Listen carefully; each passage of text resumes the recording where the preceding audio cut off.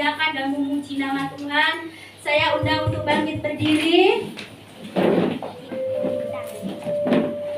Kita mau naikkan syukur kita bagi Tuhan, karena ketika kita memuji dan memuliakan Tuhan, disitulah Tuhan bersemayam di atas puji-pujian kita. Amin. Kita akan angkat pujian. Allah mengerti, Allah peduli.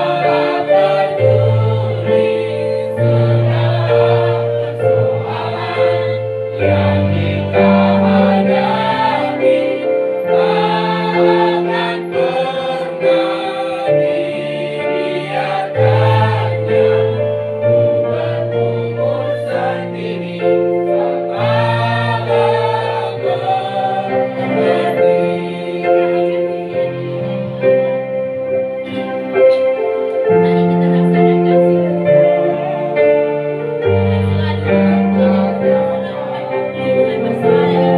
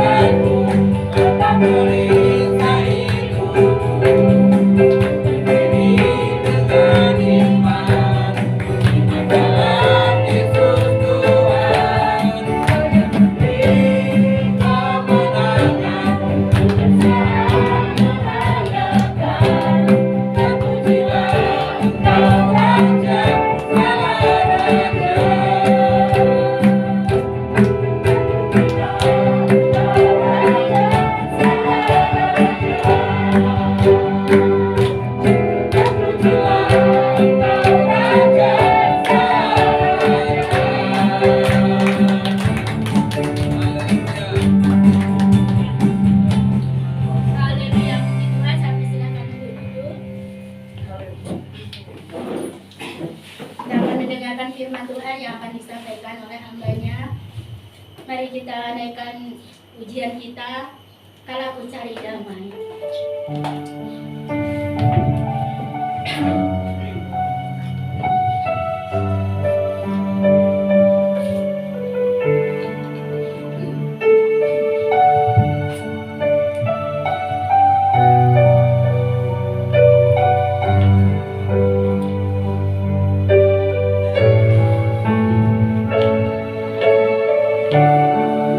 Cari damai Hanya ku dapat dalam Yesus. Amin. Aku cari ketenangan, aku temui di dalam Yesus. Satu pun dapat menghiburku, tak seorang pun dapat menolongku. Hanya Yesus dalam hidupku.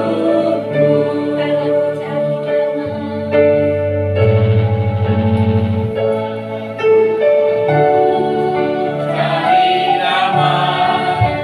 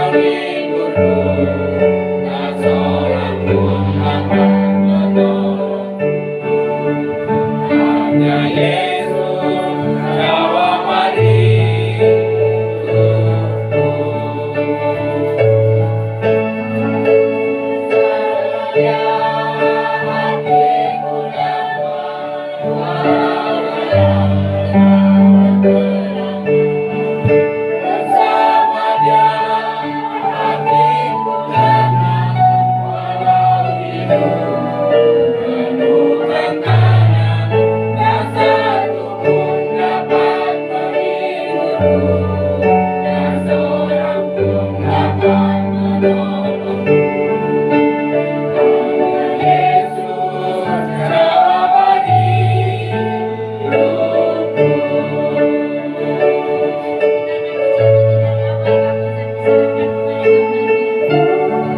Cari damai hanya ku damai dalam Yesus. Aku cari ketenangan hanya ku temui dalam Yesus. Satu pun dapat menghiburku, tak seorang pun dapat menolongku. Yesus jawaban hidupku. Bersama Dia, bersama Dia hatiku damai, bergerak bergerak. Bersama Dia hatiku tenang, walau hidup penuh tantangan, tak satu pun dapat menghiburku, tak seorang pun dapat menolongku. Hanya Yesus jawaban hidupku.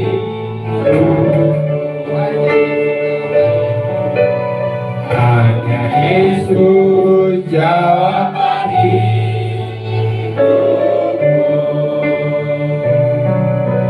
Hanya Yesus jawaban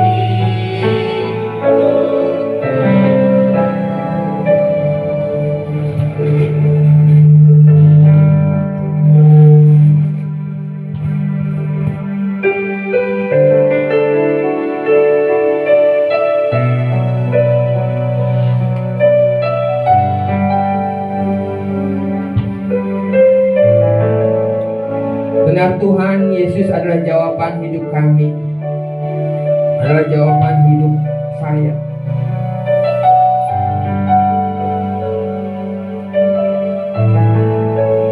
Mengucap syukur Allah, ada damai sejahtera dalam hati kami.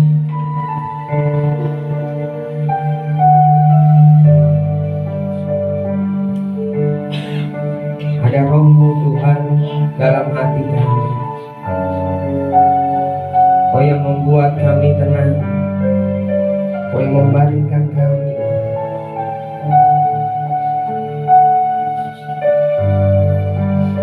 Kau yang mengenyangkan kami. Tuhan, Kau yang memuaskan kami dengan hadirat-Mu. Kau yang membuat kami bersuka cita penuh Tuhan, karena kasih setia-Mu, karena kebaikan-Mu yang selalu baik. Terima kasih Bapa untuk siang hari ini. Roh Kudus yang mengurapi kami semua. Kami semuanya mau mendengar firman-Mu. Kami mau tinggal dalam firman, tinggal dalam kebenaran, hidup dalam kekudusan-Mu lebih dan lebih lagi. Terima kasih Bapa, kami mengucap syukur. Kami siap mendengar firman-Mu dalam nama Tuhan Yesus. Haleluya. Amin. Amin. Silakan duduk Bapak Ibu sekalian terkasih dalam nama Tuhan Yesus.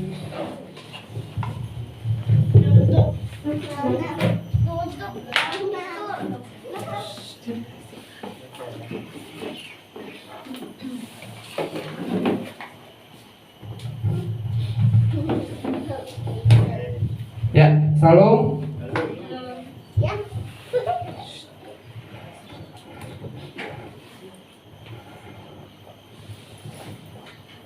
Ya, ini minggu ketiga ya di bulan November, dan kita belajar tentang kebenaran dan kekudusan.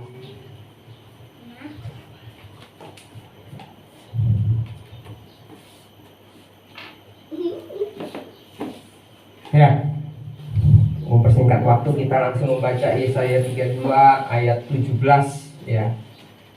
Yang cocok dengan lagunya ya. Ini dulu pernah dibagikan Bu Yeti di Action Council ya. Kebenaran. Yesaya 32 ayat 17 kita baca bersama-sama 2, 3. Di mana ada kebenaran, di situ akan tumbuh damai sejahtera. Dan akibat kebenaran ialah ketenangan dan ketentraman untuk selama-lamanya. Amin. Amin. Ya. Dan akibat kebenaran ialah ketenangan dan ketentraman untuk selama-lamanya. Luar biasa. Di mana ada Kristus, sang kebenaran itu, di situ akan tumbuh damai sejahtera. Dan akibat Kristus tinggal di dalam hati kita ialah ketenangan dan ketentraman untuk selama-lamanya. Kita belajar dalam sejahtera, lalu mengucap syukur ketika istri ngomong tidak ada punya duit gitu kan, ada Yesus dan ketenangannya itu selama-lamanya. Kita berdoa gitu ya. Beberapa hari ya saya cukup digoda gitu ya. Kalau nggak punya duit sebenarnya nggak perlu saya pulang. Karena apa? Karena yang makan yang ada gitu kan. Ya makan mie kalau nggak ada dan sebagainya gitu. Karena memang tidak ada uang untuk lauk kan. Ada godaan karena apa? Di kantor bisa makan enak, pindang baung gitu kan, traktir teman, kantor buat acara ulang tahun gitu ya, ikan nila bakar dan sebagainya gitu ya. Tapi saya tetap pulang. Lalu kata istri saya, nggak ada makanan, yang ada aja. Orang tahu. Ada ketenangan karena apa? Ada akibat Kristus tinggal dalam hati kita. Amin. Amin. Ini hal yang luar biasa tentang kebenaran. Nah, kita mau belajar kebenaran menurut saya lah, menurut dunia, orang-orang awam lah. Ya. Kita belajar kebenaran menurut dunia, ya. Jadi ini definisi saya ya. Saya bingung juga kalau baca ini terlalu ilmiah. Jadi definisi saya informasi atau dan pengetahuan yang benar yang selalu baru dan terbarukan yang menghasilkan acuan atau kaidah bagi manusia.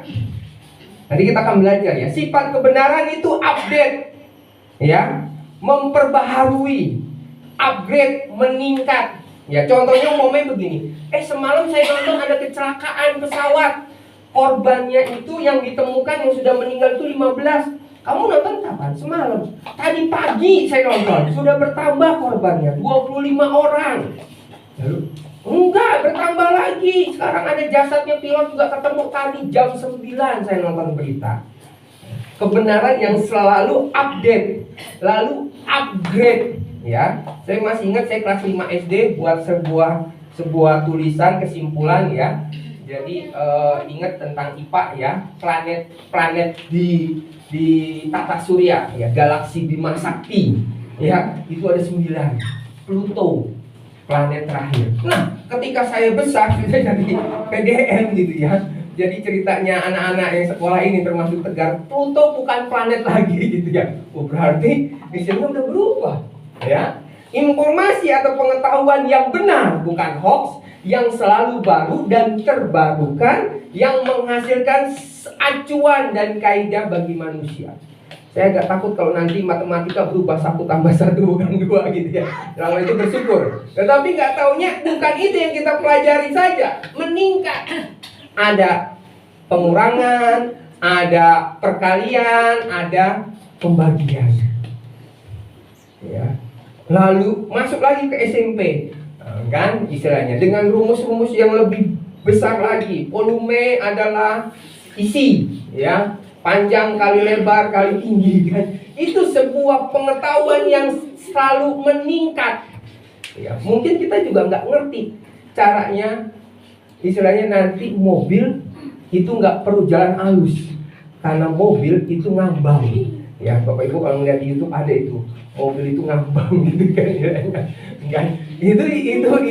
Itu bayangan manusia ya. Sekarang mobil dari listrik dicas mobil itu. Jadi pengusaha pom bensin pernah ngomong sama saya, gimana ya kalau mau main mobil listrik masuk Indonesia? Usaha saya tutup semua kan. SPBU ada sekitar 6 kan, SPBU di Lampung ini kan.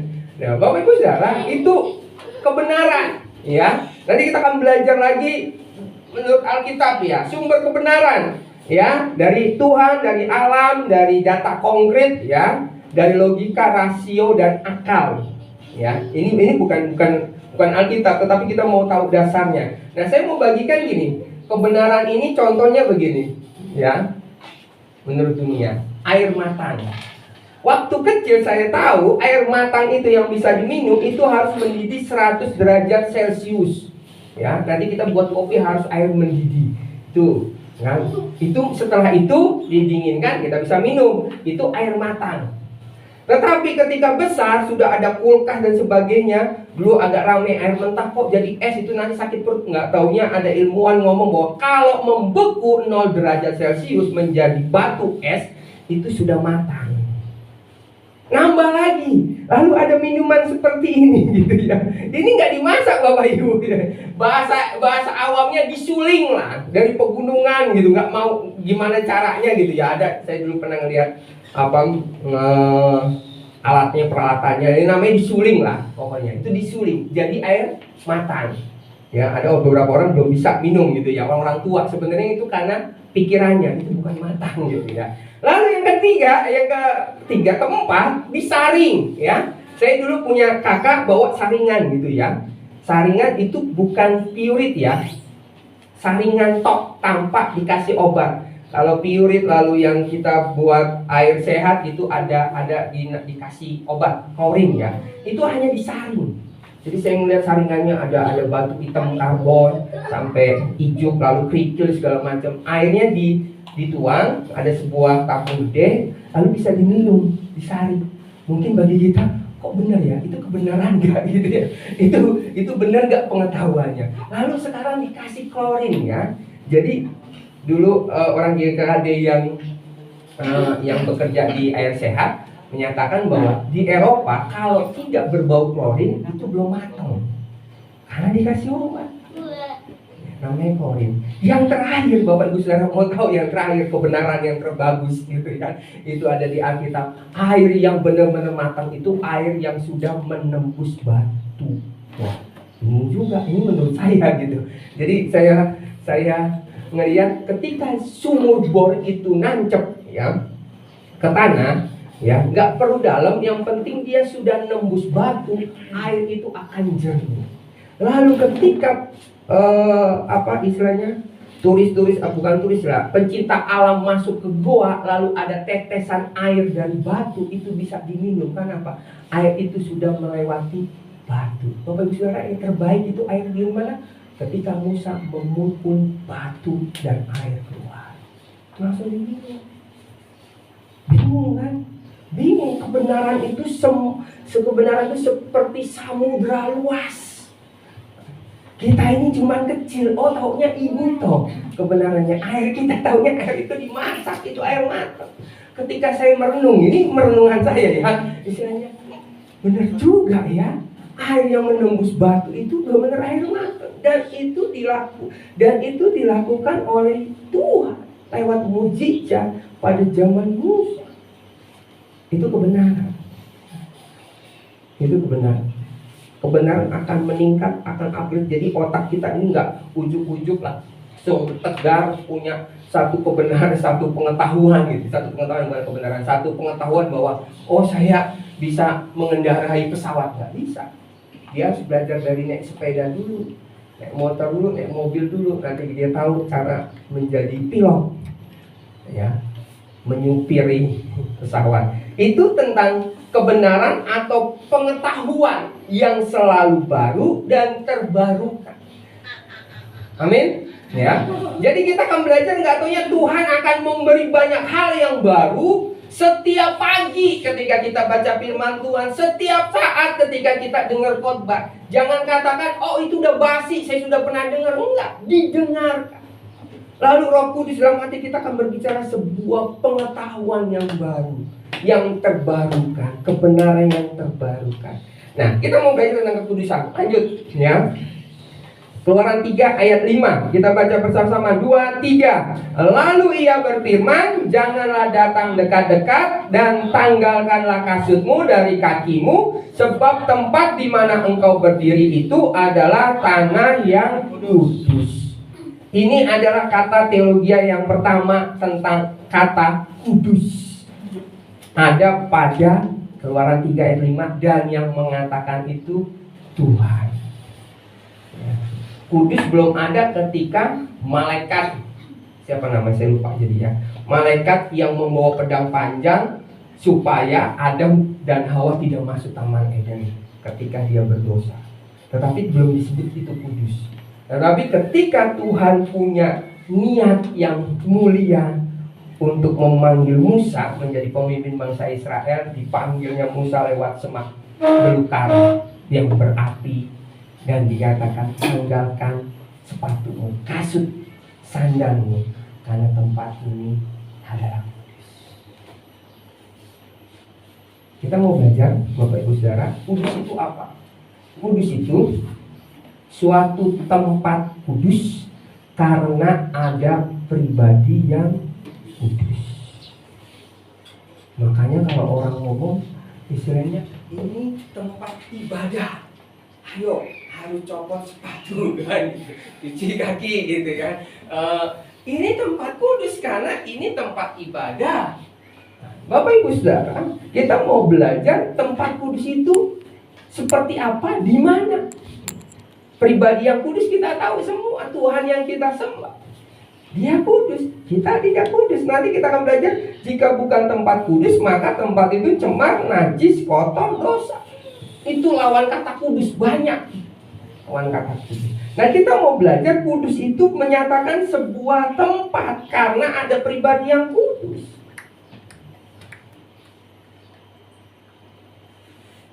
Ketika saya merenung di sini, Musa dibawa ke tempat yang kudus, ada semak api yang belukar, semak belukar yang berapi. Tetapi perjanjian baru berbeda, Bapak Ibu. Pribadi yang kudus itu datang ketok pintu hati kita. Apa yang kudus? Ya, kita akan belajar hati. Nanti kita akan lebih besar belajar lagi di sini. Tubuh kita, hidup kita. Perjanjian lama menyatakan, aku loh Allah kudus, jadi engkau datang hampiri aku.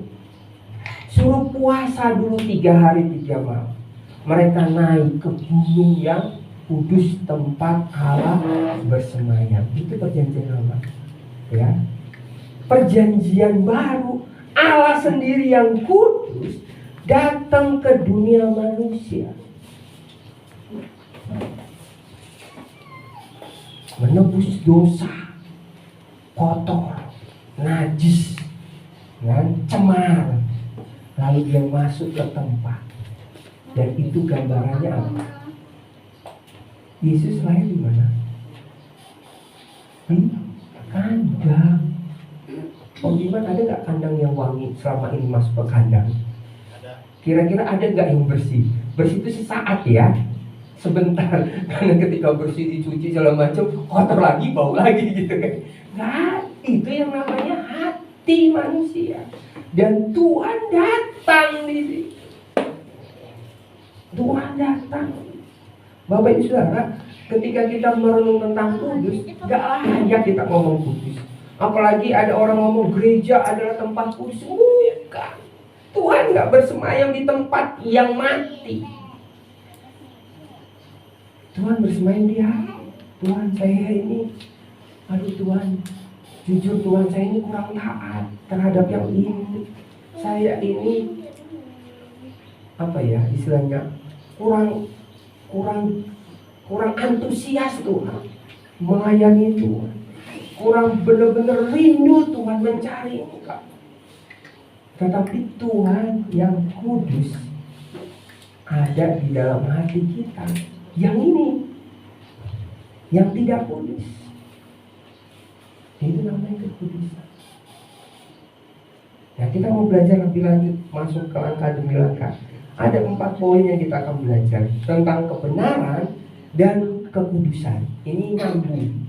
Ini seperti rantai yang tersambung. Yang pertama, percaya kepada Yesus Kristus diperhitungkan sebagai kebenaran. Ini kita belajar kemarin kan, 4 dasar kan, lahir baru, baptis gitu kan, ada baptisan air, baptisan Roh Kudus, perjamuan gitu ya. Kemarin saya bagikan di Mesuji itu tambah 1 dasar itu hidup baru ya, keluarga ya, karena itu gambaran tentang Kristus dan jemaat ya.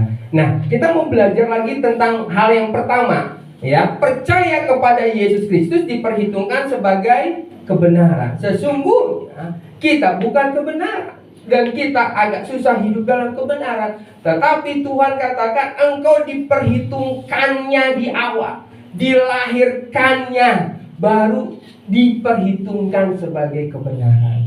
Ya, Roma 4 ayat 16, karena itulah kebenaran berdasarkan iman supaya merupakan kasih karunia, sehingga janji itu berlaku bagi semua keturunan Abraham, bukan hanya bagi mereka yang hidup dari hukum Taurat, tetapi juga bagi mereka yang hidup dari iman Abraham, sebab Abraham adalah bapa kita semua.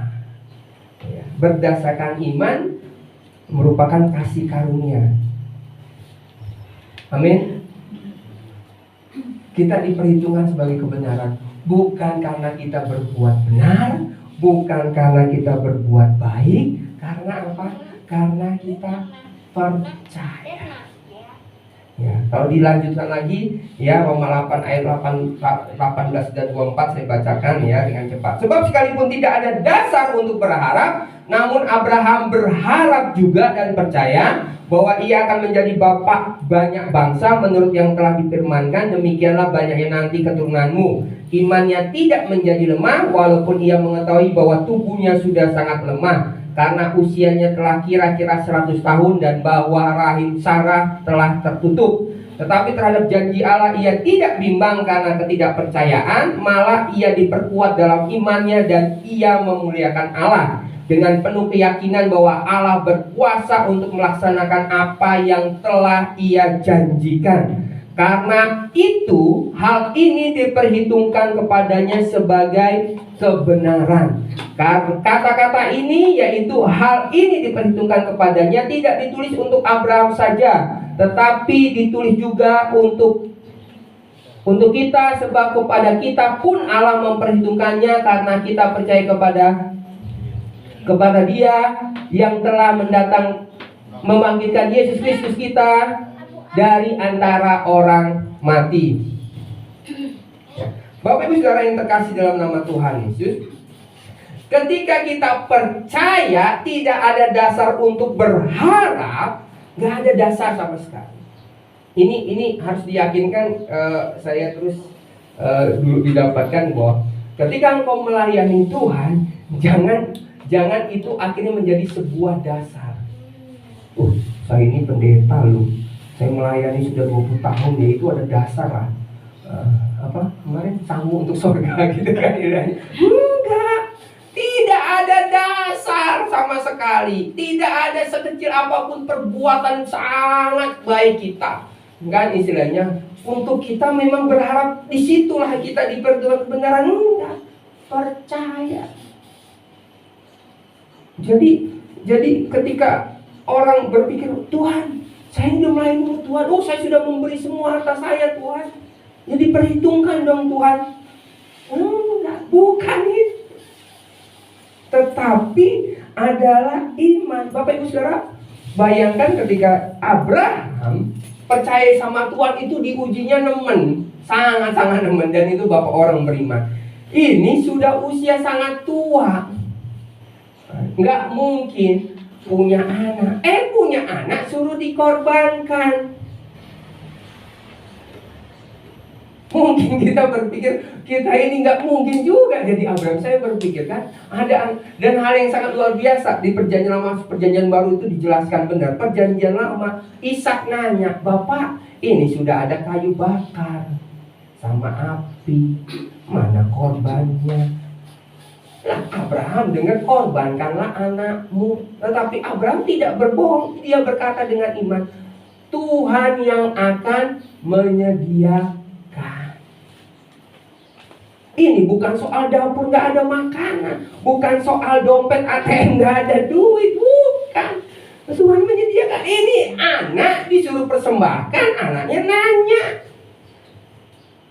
mana korbannya? Tuhan menyediakan. Itu yang disebut Jehovah Jireh.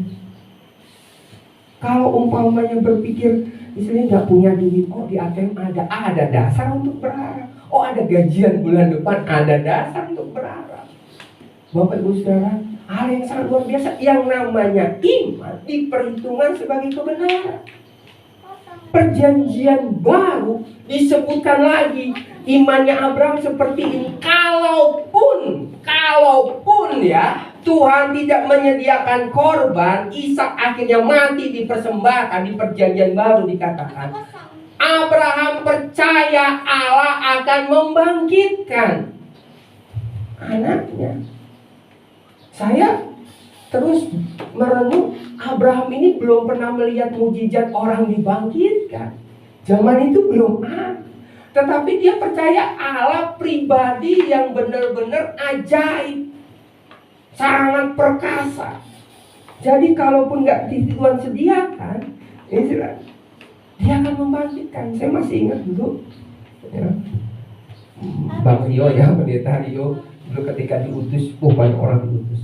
Dia ngomong begini, yakinkan Tuhan itu ajaib. Percaya Tuhan, engkau nanti diutus ke sana. Lalu engkau tidak dikirim bantuan makanan, engkau mati kelaparan. Engkau kecewa enggak? Ditanya gitu, bingung juga kita nggak kepikiran nanti mati kelaparan. Engkau nggak akan kecewa. Ada Tuhan. Engkau mati pun masuk surga. Saya bingung juga waktu masih muda, umur 19 tahun kan. Itu sekampung gitu ya. Bersyukur waktu itu memang jujur nggak punya duit, pulang. Duitnya habis, pulang ke Jakarta. Disisain uang sekitar 30.000 lah. Waktu itu ongkos ke Jakarta masih bisa 30.000 kan. 5.000 sini ke bukan 3.000 ke Raja Basa ke sana 7.000, 10.000, kapal 7.000 kan. Pokoknya 30.000 bisa lah untuk makan ya. Ya makan ya, kalau sekarang nasi kucing lah ya. Tetapi ketika saya mendengar, gak ada dasar untuk berharap, hanya percaya. Lalu kok kita sekarang sudah ikut Tuhan, sudah percaya katanya mati masuk surga, masih khawatir. Ya itu namanya manusia, butuh Tuhan. Tuhan ini saya.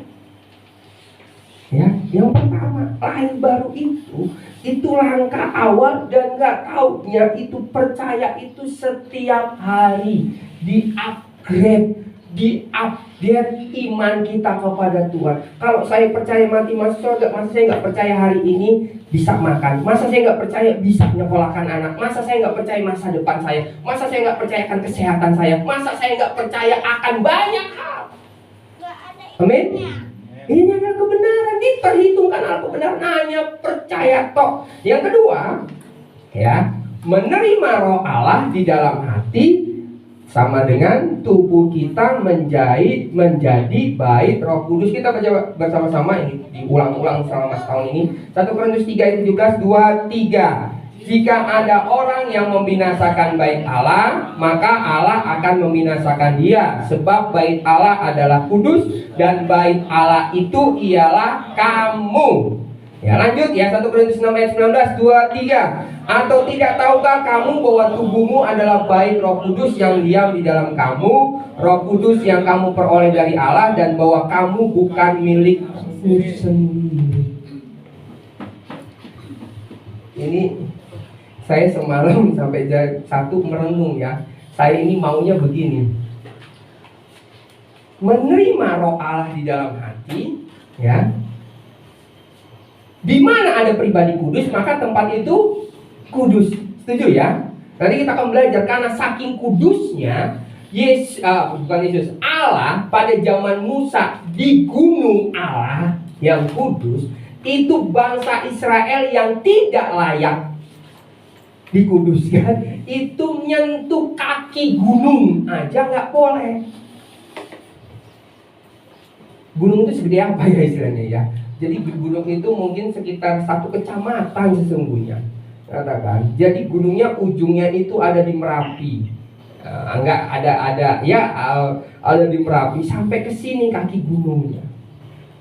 Jadi kudusnya itu meluas. Nah, ketika saya merenung, saya dulu itu berpikir bahwa kalau roh Allah di dalam hati saya, maka yang dikuduskan, pribadi yang kudus itu hati. Nggak taunya dibaca berulang-ulang, bukan hanya hati, tetapi dari ujung kepala hingga ujung kaki. Ini yang dikatakan perjanjian lama. Seorang imam yang keluar dari tempat yang maha kudus setahun sekali, dia nyentuh barang yang disentuh itu kudus. Jubahnya kudus. Siapa yang kemarin ngomong katanya jubah ada hamba Tuhan itu dicuci nggak boleh bareng-bareng gitu ya. Karena jubah kudus. Jadi sesuatu yang disentuh kudus gitu loh. Itu perjanjian lama. Nah, perjanjian baru, roh Allah ada di dalam hati kita. Hatinya jelas kudus, tempat roh Allah, tetapi sampai tubuh kita ini kudus dikatakan sebab bait Allah adalah kudus dan bait Allah itu ialah kamu. Kamu itu siapa? Tubuh. Tidak tahukah kamu bahwa tubuhmu adalah bait Roh Kudus? Bapak Ibu Saudara, nah kita ini nggak layak. Ketika saya ngomong gitu, mata saya, pikiran saya, telinga saya, mulut saya, Tuhan, ampuni saya Tuhan. Saya masih cemar, masih kurang baik Tuhan. Tuhan ngomong, kau kudus, baik, kediaman. Ini sebenarnya tema final ya. Tema tahun ini membangun bait kediaman Allah. Nah, ini siapa yang dibangun kita? Bapak Ibu Saudara, saya mau cerita ya, ada istri saya. Istri saya ini, saya selalu ngomong, sesungguhnya harusnya saya ngomong, tetapi istri saya yang dalam rumah ya kita berdua, dia ini orang yang mungkin nggak tahu, tetapi sebenarnya bukan dari latar belakang keluarganya, tetapi dari kehidupannya dia belajar akhirnya hidup bersih. Ya. Jadi yang nggak hidup bersih itu istilahnya udah pasti dikomprotir lah istilahnya. Pulang dari kantor mandi bau gitu kan istilahnya. Ya kita ngomong jujur ya, suami istri bau mulut gitu ya, si Oleh giginya bolong banget, nggak pernah sikat gigi kan istilahnya ngomong. Banyak hal istilahnya, dibeliin parfum sama istri saya dan sebagainya. Jadi ketika deket aja gitu ya di kamar, aduh bau gitu ya. Jadi penciumannya ini begitu pokoknya peka bener gitu ya. Terus saya ngeliat ngomong, saudara kita kan harus wangi-wangian, tempat ibadahnya wangi ya. Kita ada parfum juga di sini, mana nggak ada parfum. Jadi kudus itu salah satunya wangi gitu ya. Nah saya berpikir begini lah, kalau Tuhan mungkin tersenyum sama kita, ayolah hidup kudus. Kalau Tuhan mungkin jadi pribadi yang keras, kita bisa mati. Udah, karena kita nggak hidup kudus. Ayolah hidup kudus. Ayo gitu ya. Akhirnya kita aja jujur hidup, nggak ada yang nggak punya sabun. Setuju nggak? Ada yang nggak punya sabun dalam rumah? Ada. Pasti ada sabun, ada air gitu loh. Nah, baptisan itu benar-benar awal dari kekudusan tubuh. Saya terus bingungnya, ada yang masih berdebat tentang baptisan. Lalu ketika saya berkata, tubuhmu adalah bait Roh Kudus. Tubuh kita itu wudu sekali seumur hidup. Wudu dimatikan dan dibangkitkan. Karena apa? Ini tubuh. Kelingking pun punya Tuhan. Apalagi perkataan, pikiran, mata, telinga punya Tuhan. Harus kudus. Gereja harus bawa itu kekudusan. Setiap saat kita adalah gereja. Amin. Ya, kita lanjut. Ya, 5 menit lagi, 4 menit lagi. Hidup yang dipimpin roh kebenaran, tinggal tetap dalam firman Allah. Nah, kita mau belajar Yohanes 16:13, kita baca bersama-sama 2-3. Tetapi apabila ia datang, yaitu roh kebenaran, ia akan memimpin kamu ke dalam seluruh kebenaran, sebab ia tidak akan berkata-kata dari dirinya sendiri, tetapi segala sesuatu yang didengarnya, itulah yang akan dikatakannya. Ia akan memberitakan kepadamu hal-hal yang akan datang. Bapak Ibu Saudara, Roh Kudus yang ada di dalam hati kita yang membuat kita kudus itu adalah roh kebenaran yang akan memimpin kita dalam seluruh kebenaran. Hidup yang dipimpin roh Allah adalah anak Allah. Hidup yang dipimpin roh kebenaran adalah tinggal tetap dalam firman Allah. Dan saya mau katakan firman Allah itu akan upgrade, akan update, akan terus diperbaharui, akan terus meningkat. Jadi jangan bandingkan sama gereja yang lain, tapi bandingkan dengan firman Allah. Gereja yang lain mungkin boleh merokok, tetapi kita sudah clear, merokok tidak kudus. Ya, kalau ngomong boleh nggak minum, agak repot saya ngomong, udah terserah kondisi lah. Tetapi kalau ngomong dengan gereja sendiri, dengan jemaat sendiri, clear, nggak boleh minum. Walaupun saya masih jujur, saya pernah seteguk 2 teguk, tetapi itu di daerah dingin, di Giham Munich, nggak ada kopi dikasih itu, nggak tanya hangat. Tetapi kami cuma seteguk 2 teguk, 3 teguk, 1 botol penuh ya, itu hangat. Tetapi bukan minum gitu ya istilahnya, untuk menghangatkan, ada fungsi. Begitu juga ada pendeta kita yang di Belanda, bukan untuk mabok-mabokan ya. Clear itu jelas kebenarannya. Jadi jangan dibandingkan gereja lain gitu ya. Jangan dibandingkan kebenaran agama lain, beda. Kalau kita mah bisa cerai, clear kebenaran kita, tidak boleh cerai, selesai. Bapak Ibu Saudara, kebenaran yang dipimpin oleh roh kebenaran itu akan membawa kita ke dalam seluruh kebenaran. Sampai kata Tuhan, engkau berpikir yang jelek, engkau sudah berzina. Berpikir jelek kepada wanita, itu engkau sudah berzina. Kan apa? Yang kudus itu dari hati sampai keluar, sampai tubuh kita seluruh.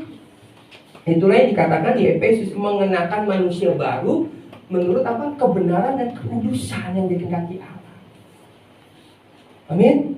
Ya, jadi ketika kita dapat kebenaran yang baru, itu harus jelas. Harus jelas. Mungkin kata kita, Tuhan, keluarga saya belum, doakan. Tuhan, saya belum. Ayo, mari doa sama Tuhan. Tuhan tolong kita untuk kita bisa berubah, untuk kita boleh dipimpin dalam kebenaran, masuk dalam kebenaran. Ya. Nanti kita akan banyak hal kebenaran-kebenaran yang baru, tentang perpuluhan, tentang doa puasa. Kemarin kita diskusi bareng-bareng nanti bertahap gitu ya. Anak-anak mungkin nanti di PA-in, baptisan, lalu orang tua akan di PA-kan bapak-bapak dengan bapak-bapak, ibu-ibu. Ada kebenaran-kebenaran baru yang akan disingkapkan. Nanti kita akan bawa lagi, kita belajar mendoakan orang sakit kan. Ada tanda-tanda orang percaya, itu kebenaran baru. Bukan pendeta yang doain sembuh. Kita semua, kata Alkitab, tangan-tangan orang percaya bisa tumpang tangan kepada orang sakit dan sembuh. Itu kebenaran yang baru, memimpin dalam keseluruh kebenaran. Lanjut ya. Mengejar kekudusan adalah mempersembahkan tubuh kita menjadi ibadah yang sejati. Ya. Mengejar kekudusan itu, kekudusan adalah bagian Tuhan. Mengejar kekudusan adalah bagian kita. Ibrani 12:14, berusahalah hidup damai dengan semua orang dan kejarlah kekudusan, sebab tanpa kekudusan tidak seorang pun akan melihat Tuhan. Yakinkan dalam hati dan pikiran kita, tanpa kekudusan tidak akan melihat Tuhan. Dan kita diberi anugerah ada roh Allah. Sudah percaya tadi pertama, ada roh Allah tinggal, kita dikuduskan dan dibenarkan. Tetapi kita harus jaga kekudusan itu, kejar kekudusan itu. Itu yang dilakukan Yusuf, lari. Saya ketika ngobrol-ngobrol, istilahnya memang harus lari gitu kan. Kalau digoda sama hal-hal yang tidak kudus, kalau nggak lari jatuh terpelosok. Lari dari korupsi, lari dari dosa kalau ngomongin orang gosip segala macam, lari. Ya. Tetapi kudus harus dikejar, ya. Nah, jadi yang pertama mengejar kekudusan, lalu yang kedua dikatakan di sini mengejar Roma 12 ayat 1. Karena itu saudara-saudara, demi kemurahan Allah, aku menasihatkan kamu supaya kamu mempersembahkan tubuhmu sebagai persembahan yang hidup, yang kudus, dan yang berkenan kepada Allah. Itu adalah ibadahmu yang sejati. Saya langsung diingatkan sama Tuhan begini. Dulu waktu kelas 5 SD saya di gereja baptis, ada guru sekolah minggu saya, itu direktur Bank Indonesia. Ya. Baptis itu lahir baru, baptis lah. Ya, mungkin karunia roh, baptisnya Roh Kudus belum. Ketika dia ngobrol begini, saya ini nggak bisa apa-apa, anak-anak, pri, adik-adik, ya dia ngomong kan istilahnya. Tetapi yang mau saya lakukan, saya mempersembahkan tubuh saya untuk melayani Tuhan. Kalau paduan suara saya ikut-ikutan, saya nggak gitu bisa nyanyi. WL musik bawa firman saya aja guru sekolah minggu ini sebenarnya nggak bisa, tetapi saya mau belajar jadi guru sekolah minggu, mempersembahkan itu. Lalu satu ketika dia melihat tiap malam minggu itu gerejanya besar, ada koster ya, kosternya itu satu keluarga itu kalau malam minggu ngepelnya itu terlalu luas lah. Lalu dia berpikir begini, saya bisa kok ngasih persembahan, saya orang kaya gitu ya. Tapi dia nggak ngomong orang kaya, saya mampu, saya ngasih persembahan untuk tambah koster lagi, ya, oke, untuk tambah koster lagi. Tetapi enggak, kata Tuhan persembahkan itu. Dan dia ngepel. Sejak saat itu dia ngepel bantu kosternya. Saya mikir waktu kelas 5 SD saya juga nggak nyambut, tapi saya ngomong ini orang kaya, direktur Bank Indonesia. Direktur gitu ya, eselon 2 di Bank Indonesia. Nggak tahu kemarin saya belum ketemu sama dia sudah pensiun apa belum ya. Kemarin waktu ke Jakarta ketemu sama bapak senior yang di gereja baptis Jatinegara. Ketika saya merenung ini bapak dan saudara, ketika kita mempersembahkan ibadah, yang paling terbaik itu tubuh, hadir. Makanya kemarin Pak Eka buat satu apresiasi, mungkin saya juga lupa buat apresiasi untuk di Merapi, itu satu anugerah. Jauh, rusak, kan istilahnya dengan kendaraan motor, mungkin motornya juga kurang sehat. Tubuh mempersembahkan tubuh, pagi datang kepada Tuhan mempersembahkan tubuh. Bukan uang dulu, uang itu nomor sekian, bukan harta, tetapi tubuh. Nanti kita akan belajar tubuh itu ada apa? Ada hati, ada jiwa, ada akal budi, ada kekuatan.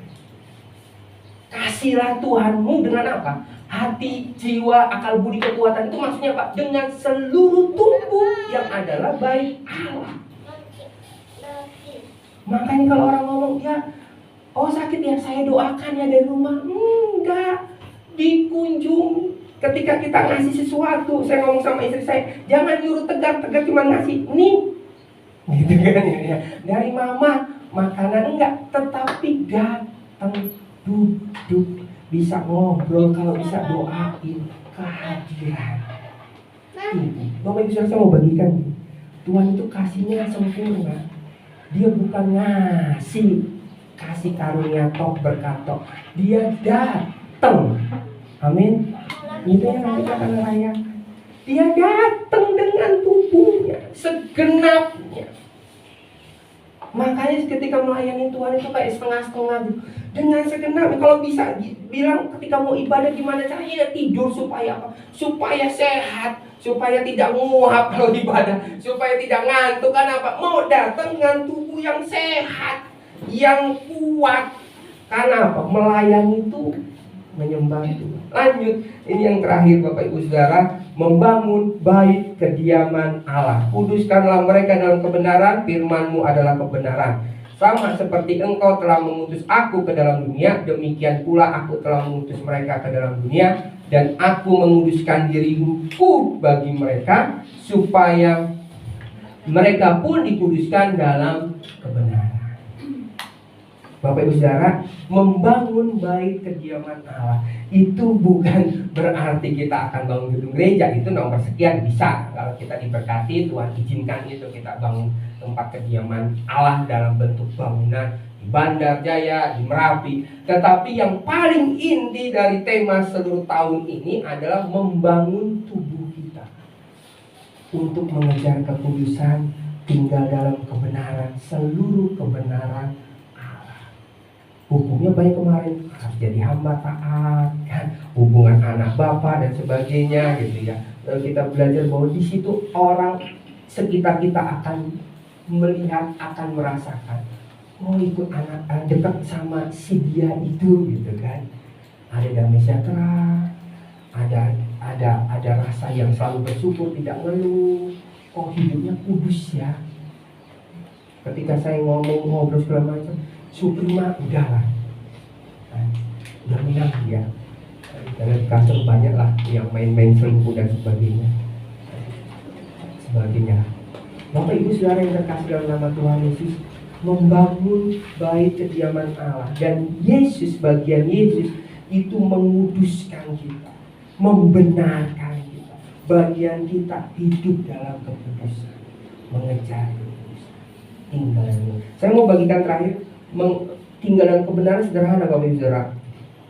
Yakinkan kita ini istilahnya mungkin bahasanya bukan ngotot, tetapi punya iman lebih.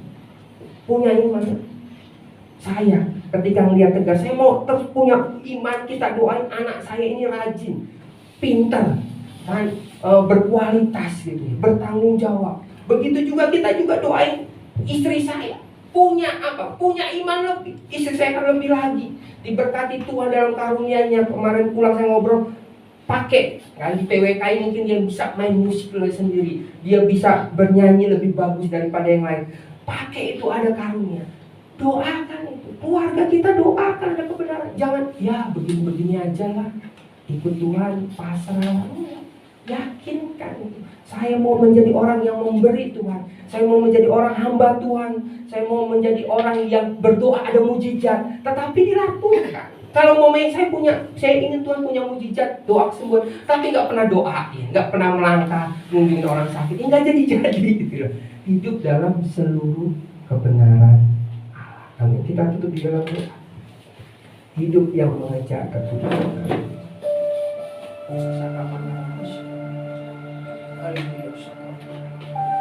Kita bangkit berdiri.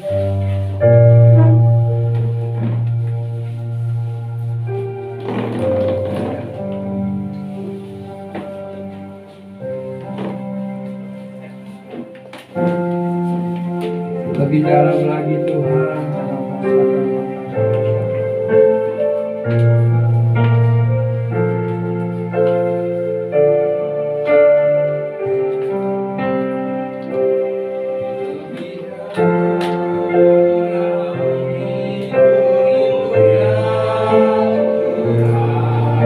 Lebih dari segala yang ada, lebih dalam lagi ku cinta Kau Yesus, ku mengasihimu.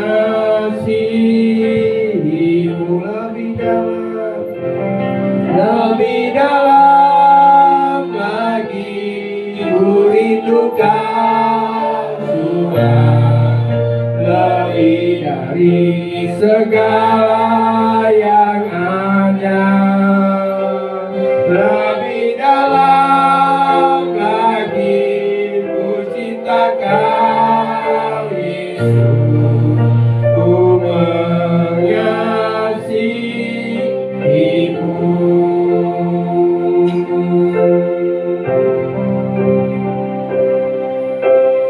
Tuhan yang ku rindukan ya Tuhan, selalu berada di dekat-Mu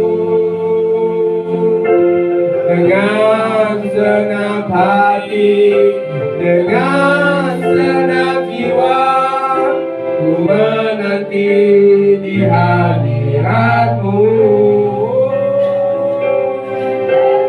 Tuhan yang ku rindukan ya Tuhan,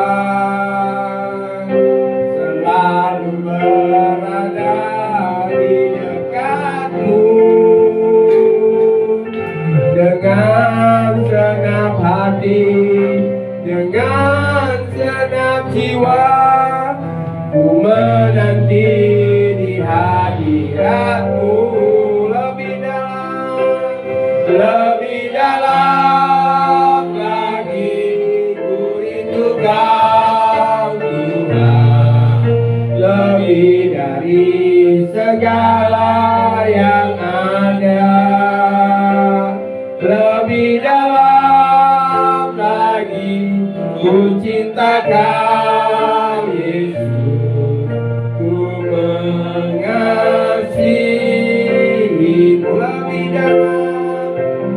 Lebih dalam lagi ku rindu Kau Tuhan, lebih dari segala yang ada. Lebih dalam lagi ku cinta Kau Yesus, ku mengasihi-Mu,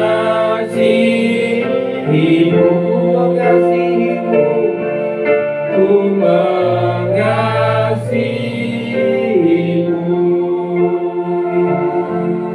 ku mengasihi-Mu.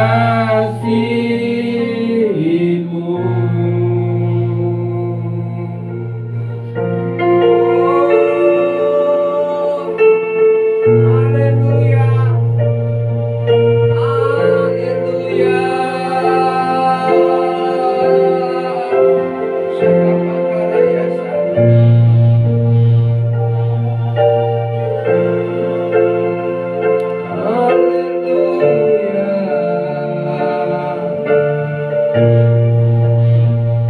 Dengan senang hati kami Tuhan, kami mau mengatakan kami mengasihi-Mu Tuhan. Kami mengucap syukur anugerah-Mu yang besar, yang berlimpah-limpah Tuhan. Kami boleh dilahirkan kembali ketika kami percaya kepada-Mu, dan Roh-Mu tinggal dalam hati kami, dan Kau menguduskan hati, jiwa, tubuh kami Tuhan. Roh-Mu yang memimpin kami terus Tuhan hidup dalam seluruh kebenaran ilahi. Kami berdoa di dalam nama Tuhan. Hidup kami hidup yang mengejar kebenaran, hidup yang mengejar kekudusan, hidup yang tinggal tetap dalam kebenaran. Kami berdoa di dalam nama Tuhan Yesus. Roh Kudus yang menolong kami, Roh Kudus yang membantu kami Tuhan, untuk kami boleh dengar firman Tuhan, percaya firman Tuhan, tinggal dalam firman Tuhan. Kami mau hidup dalam kekudusan-Mu Tuhan, kekudusan yang nyata, yang mutlak Tuhan. Hati pikiran kami, panca indera kami, tubuh kami, anggota tubuh kami mau mengatakan Tuhan, kami berdoa Tuhan, biarlah kami mau mengasihi Engkau dengan segenap hati kami, segenap jiwa kami, akal budi kami, dan kekuatan tubuh kami Tuhan.